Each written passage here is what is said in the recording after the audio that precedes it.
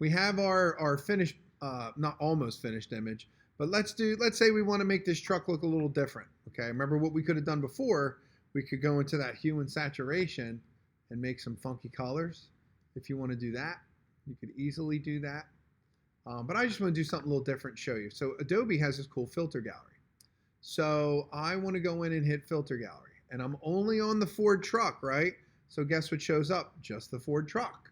So I could hit rough pastels, distort might look cool, like it's behind glass, ocean ripple, there's some crazy stuff. You can make it look like a charcoal drawing. I have red on the background, red and white. You can make it look like water paper. So there's so many different things. Neon glow, that looks pretty cool. So you just go through the filters and click on the ones that you want. Stylized texture, glowing, that's neat. Glowing edges, let's say we want to stick with that. You can go and mess and fine tune it, as you can see here. So I'm gonna hit OK. Now I got my funky truck.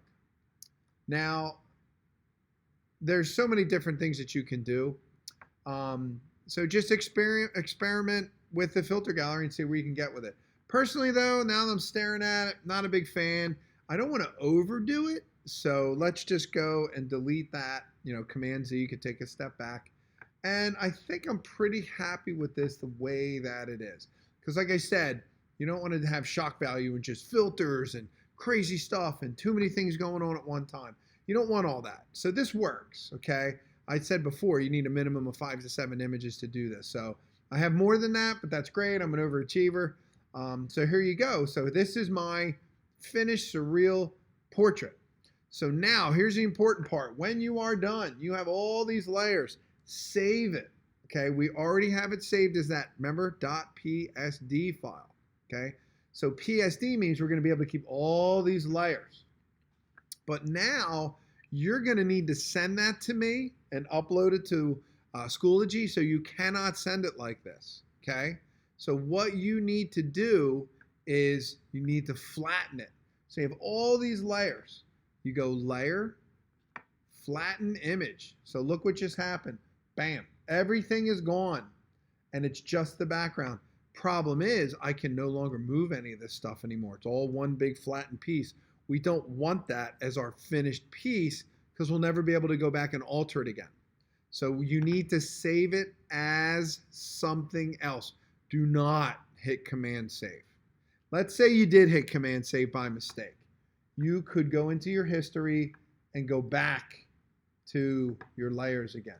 See, they're all back now. So luckily, but you have to remember early on if you accidentally did that, okay? So I'm just gonna go back again, okay? And go layer, flatten image. Now it's flat, see, over here. File, save as something else. So if you look in the folder, here it is, fmsurrealportrait.psd. You wanna keep that. Now that it's flat, we're gonna save it as what? A JPEG. Real easy. So now you're going to have 2 files. These file extensions are so important. That's how the computer recognizes what type of file it is. So you're going to hit .jpg and hit save.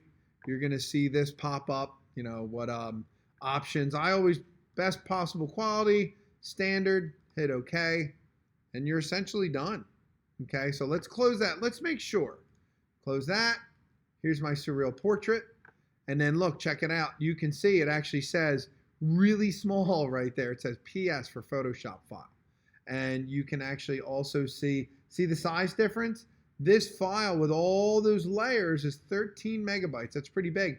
But look, the flattened one, because it's only one image instead of 8, it's only 1.4. So we can double click like so. And now look, we're sure we have all these different layers. So we're good to go. We'll close that. And then we'll double check and double click here. And then we're good to go. Looks great. It's saved. It's flat. So you got one each. And this is how you should keep all your work. You have all your originals. You have your finished Photoshop file. You have your flattened JPEG. So when you're all done, go to the section file, submission upload on Schoology. And then you're going to attach the JPEG file, upload it, and get a grade. So I hope you really enjoyed this project. It's a lot of fun. It's a great way to introduce yourself to Adobe Photoshop and we will definitely be doing more Photoshop in the future. So once again, thank you very much.